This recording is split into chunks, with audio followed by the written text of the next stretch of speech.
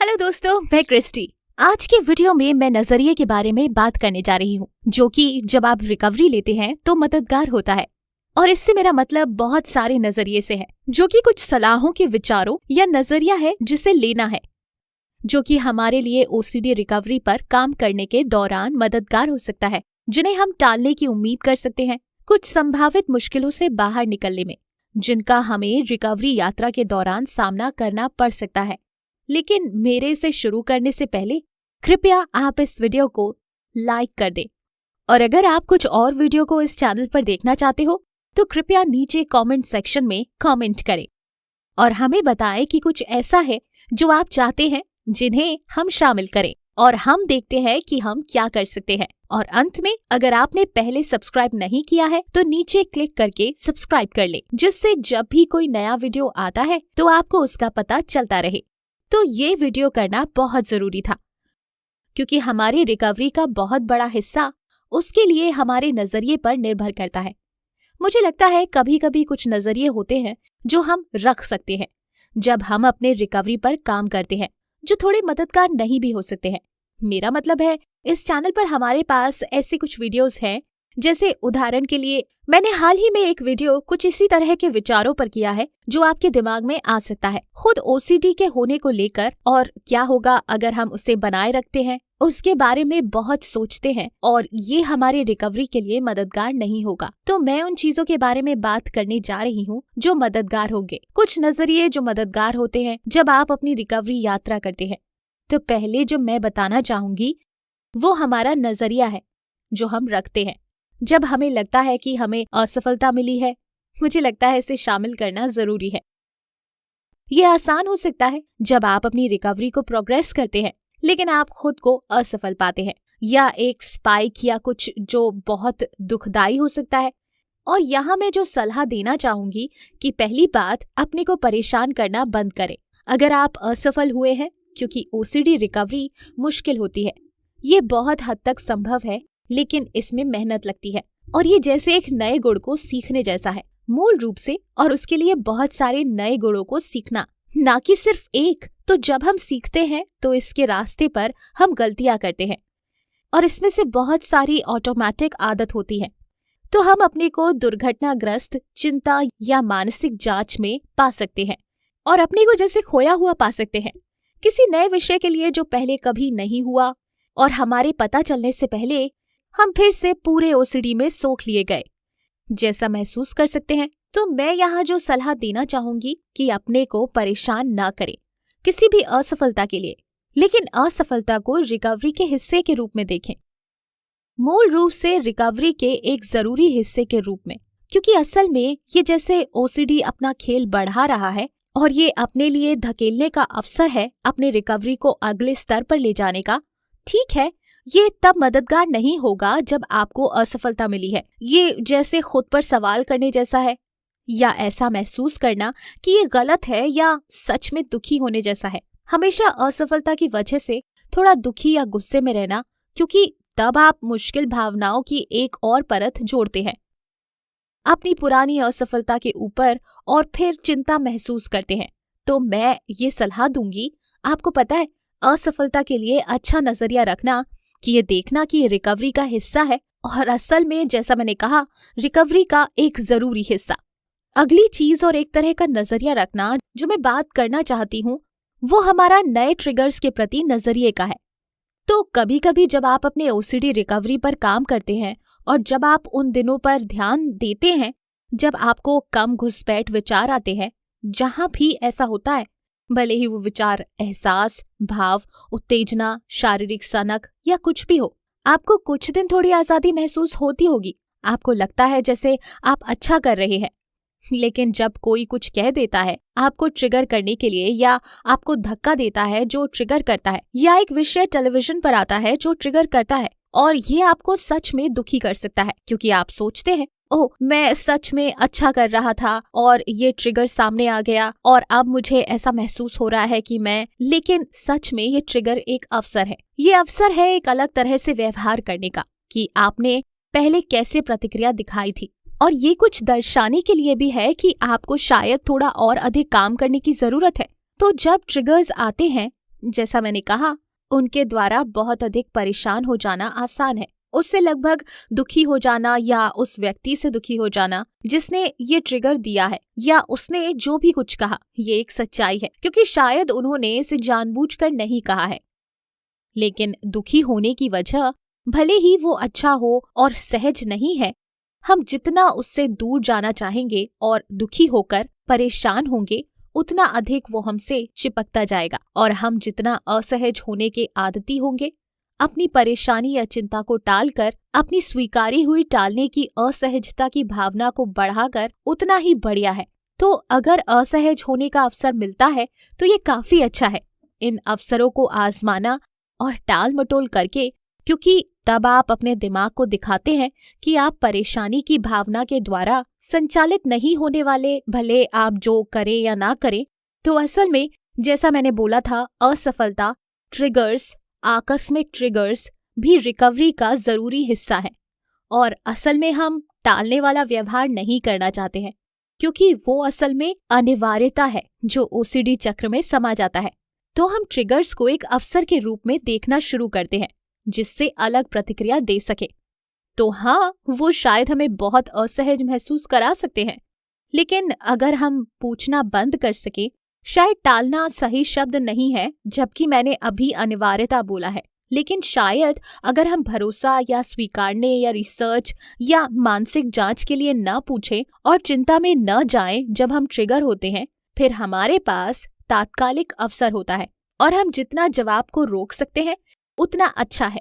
दूसरा व्यवहार जो रिकवरी में रखना अच्छा हो सकता है, लेकिन मैं इसके लिए कुछ और पहलू भी बताऊंगी जिससे बचना है। कुछ हद तक आदर होना अच्छा है जब रिकवरी पर काम करते हैं, बस इस नजरिए के साथ कि ये फायदेमंद हो सकता है हमें स्थिर करने में, भले ही हम चाहे जितना दुखी क्यों ना हो। इस स्थिति को महसूस करके कि हम ओसीडी के साथ हैं, क्योंकि हाँ, ओसीडी बहुत अधिक मुश्किल है और हम ओसीडी के साथ बहुत अधिक पीड़ित रह चुके हैं, लेकिन ये उस हिसाब से फायदेमंद है जब हम अपनी भयानकता की सोच को कम कर सकते हैं।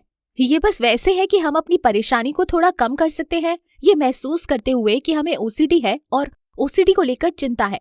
और इसे करने का तरीका है कि हम उस दिन और समय में जीते हैं जहां हमारे पास इंटरनेट है, जहां हम ओसीडी रिसर्च कर सकते हैं, हम ओसीडी के अलग अलग पहलू के बारे में सीख सकते हैं, ये कैसे आपको थोड़ा बहुत उत्तेजित कर सकता है और किससे बचकर रहना चाहिए। और रिकवरी के लिए थोड़ा मार्गदर्शन लेकर और टिप्स लेकर हमारे पास यूट्यूब है, हमारे पास सोशल मीडिया है, जो हमारे पास 10 से 15 साल पहले निश्चित तौर पर नहीं था। मेरा मतलब है, ये YouTube चैनल मेरे पास नहीं था जब मैं अपने ओसीडी के बुरे दौर में थी और मैं सच में सोचती हूँ इससे होना चाहिए था, लेकिन क्या अच्छा था कि कुछ और YouTube चैनल था जिसने मेरी मदद की। और फिर Instagram के जरिए मैंने ओसीडी रिकवरी ढूंढा और मैंने दूसरे ओसीडी अकाउंट्स को भी फॉलो किया और मैं जिससे गुजर रही थी उसके बारे में और सीखा, तो उसने मेरी सच में मदद की। तो मुझे लगता है कि ये वहाँ पर फायदेमंद है कि थोड़ा आदर होना, आदर का रवैया होना, ये बहुत डर से भरा हुआ है। कुछ संसाधन जिन तक मैं पहुँच पाई, खासकर 100 साल पहले, लोगों को पता भी नहीं था कि वो किसके साथ डील कर रहे हैं, और उससे भी अधिक भगवान जानता है उन लोगों के साथ क्या होता जिन्होंने थोड़े विचार स्वीकार किए कि उन्हें ओसीडी हो सकता है। ऐसी स्थिति अब बिल्कुल नहीं है और हम बहुत अधिक भाग्यशाली हैं, ये कहने की बात है। आप सावधान रहे। मैं ऐसा नहीं जताना चाहती कि मैं टॉक्सिक सकारात्मकता दे रही हूँ, क्योंकि वो हम नहीं चाहते हैं। हम अपने ऊपर किसी दिन जबरदस्ती की सकारात्मकता नहीं चाहते हैं। आपको बकवास लगेगा और वो वही है, और वो अगली बात है जिस पर मैं 1 मिनट में जाना चाहूंगी। ऐसे कुछ दिन होते हैं जब हमें सिर्फ वो स्वीकार करना होता है जो हम नहीं कर सकते। मैं उस पर 1 मिनट में आती हूँ, लेकिन हाँ, आदर की बात पर बस जोर दे रही हूँ, जो कि बहुत अच्छा है। लेकिन हम टॉक्सिक सकारात्मकता में नहीं जाना चाहते। ओसीडी मुश्किल है, इसकी रिकवरी में धैर्य के साथ बहुत मेहनत करनी होती है और जो कि बहुत परेशान करने वाला हो सकता है। तो थोड़ा आदर का रवैया होना फायदेमंद हो सकता है। अपने पर उसे डालने की कोशिश ना करें अगर आप सच में अपने बहुत बुरे दिनों में से हैं, क्योंकि आप अपने लिए सहानुभूति चाहेंगे, जो ऐसी बात है जो मैं जल्द करूंगी। तो अगली बात की ओर चलते हैं, जो मैंने कहा था कि कुछ दिन वो स्वीकार करना जो स्वीकार नहीं कर पाते। तो व्यक्तिगत रूप में मैंने अपनी रिकवरी यात्रा में पाया कि एक बार जब झूठे विश्वासों के विरोध के बारे में जब सीखना शुरू हुआ, जिसकी हम इस चैनल पर बात करते हैं, आप इसका दूसरा वीडियो भी देख सकते हैं। और मैंने इसे कुछ दिन बहुत मुश्किल पाया। मैं लगभग अपने लिए स्वीकारने का दबाव बना रही थी। ओह ठीक है, तुमको ओसीडी या कुछ भी है, तुम्हारे सिर पर अभी भी छत है, तुम्हारे पास अभी भी पीने का पानी और बाकी सब है। लेकिन सच में, असल में ऐसे कुछ दिन थे जब मुझे रुकना पड़ा। ठीक है, मैंने अपना होमवर्क कर लिया था जो मुझे रिकवरी के लिए जरूरी था। मैंने अपना एक्सपोजर कर लिया था, मैंने व्यायाम कर लिया, मैंने ठीक से खा लिया। मुझे आज बस बकवास लग रहा है। और कभी कभी हमारे पास ऐसे दिन भी होते हैं और ये फायदेमंद है कि इसमें ना फंसा जाए। इसे स्वीकार करें कि आप स्वीकारे नहीं गए, आपके लिए ये मुश्किल हो रहा है। अगर आपको उस दिन सकारात्मक रहना मुश्किल लग रहा है, ओसीडी होने को स्वीकारे जाने पर काम करना आपको बकवास लग रहा है, लेकिन इसका ये मतलब नहीं है कि आपको अगले दिन भी बकवास लगेगा। तो अपने को उस दिन के लिए परेशान ना करें। आप बस इसे स्वीकार नहीं कर सकते, आप बस इसे स्वीकार नहीं कर सकते। किसी दिन आप बस नहीं कर सकते, लेकिन इसका ये मतलब नहीं है कि आप नहीं कर पाएंगे। अगले दिन अपने लिए जोश, और आपको ये पता है, और यहीं पर इसके सावधानी का हिस्सा भी आता है। ये बस ऐसा है कि कुछ दिन दूसरे दिनों से थोड़े मुश्किल होते हैं। इसका ये मतलब नहीं है कि ऐसा हमेशा होने वाला है। अगले दिन या उसके अगले दिन आपको थोड़ा अच्छा लग सकता है, और तब आपको फिर से अपना जोर दिखाने का आपका सामर्थ्य मिल जाएगा। और फिर मेरी रिकवरी के रवैये की अंतिम बात, असल में मेरी अंतिम बात नहीं होगी, ये मेरी अंतिम के पहले की बात होगी। मेरी दूसरी अंतिम बात खुद के लिए करुणा है। तो उन सभी बातों के साथ जो मैंने बताई हैं, जो सच में मददगार है कि खुद के लिए करुणा होना, जैसे मैंने कहा ओसीडी रिकवरी मुश्किल है, आदर होना जब आप ओसीडी से पीड़ित होते हैं मुश्किल होता है। यहाँ अपने को संदेह का फायदा दे। अगर आपको आदर का प्रयास करना मुश्किल लग रहा है, कोई बात नहीं, कोशिश करते रहें। मूल रूप से बिना शर्तों के खुद को स्वीकारना खुद के लिए करुणा होने का हिस्सा है। ये अपने से कीमती इंसान की तरह व्यवहार करने जैसा है, भले ही आपने उस दिन कितना अच्छा या ऐसा कुछ भी क्यों न किया हो। कहिए आपका ऐसा दिन था जो कि एक मुश्किल दिन था और आप अपनी चीजों को नहीं कर पाए, लेकिन आपने कुछ और काम कर लिया। ठीक है, ये अच्छी बात है, आपको इसके लिए शाबाशी मिलनी चाहिए क्योंकि ये सच में मुश्किल था। तो खुद के लिए करुणा सच में सोच का जरूरी हिस्सा है, जिसकी रिकवरी में जरूरत। और खुद के लिए करुणा तब भी जरूरी है जब आप असफल भी हुए हैं। तो अगर आप खुद को अनिवार्यता या ऐसा कुछ करते पाते हैं, ना कि उस पर सोचते हुए और अपने को उसके लिए परेशान कर रहे हैं और सोच रहे हैं कि खेल खत्म, अपने प्रति उस समय करुणामय होना मददगार होगा, ये स्वीकार करते हुए कि आप पीड़ित हैं। और अगर आप ऐसा करते हैं, फिर आप अपने को अगली बार अच्छा करने के लिए प्रोत्साहित करते हैं, क्योंकि यहाँ आप एक ऐसे लीडर की तरह हैं जो हौसला बढ़ाता है। और मुझे पता है, मैंने कहा था कि करुणा मेरी अंतिम बात होने वाली है नजरिए को लेकर, जिसकी रिकवरी में जरूरत है। लेकिन मुझे लगता है जो और भी जरूरी है कि हार मत मानिए। मूल तौर पर ओसीडी परेशान करने वाला असहज है। ये आपको चिंतित कर देता है और आपको नीचा दिखाता है और खुद पर सवाल उठाता है। ये सच में मुश्किल है और ओसीडी आपकी रिकवरी के साथ भी संघर्ष कर सकता है। ये अपने लिए आपको भ्रमित कर सकता है या आपको संदेह दे सकता है। आपको ये सब हो सकता है और रिकवरी में समय लगता है। लेकिन हार मत मानिए, क्योंकि रिकवरी संभव है। और ये सोचना काफी आसान हो सकता है, ओह मैं हार गया, मैं अब नहीं कर सकता, क्योंकि ये बहुत परेशान करता है जब हम इस पर काम करते हैं। लेकिन आप इन परेशानियों की सोच के साथ रह सकते हैं। आप इस दुख की भावना के साथ रह सकते हैं कि जब आप अपने एक्सपोजर पर काम करते हैं, क्योंकि आप संज्ञानात्मक पहलू को चैलेंज कर रहे हैं। जो भी संज्ञानात्मक मॉडल आप अपने रिकवरी के लिए इस्तेमाल करते हैं, उस चीज के संदर्भ में जो हम इस YouTube चैनल पर बात करते हैं और जो मैंने इस्तेमाल किया, जिसने मेरी सबसे अधिक मदद की, वो RABT है, झूठे विश्वास का विरोध करें। लेकिन आप वहां जो भी करते हैं, बस बैठे रहें। भले ही आपका ओसीडी आप पर चिल्ला रहा हो, वो करते रहे जो आपको करना चाहिए और आप अपने को इनाम दे सकते हैं। एक चॉकलेट बार या कुछ भी जो आपको पसंद है।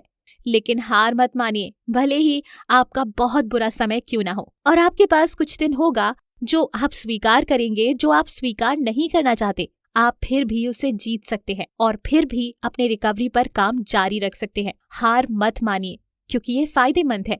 और आपको ऐसा लग सकता है कि आप ऐसे समय में हैं जहां आपको काफी अच्छा लग रहा है, लेकिन पूरी तरह से अच्छा नहीं।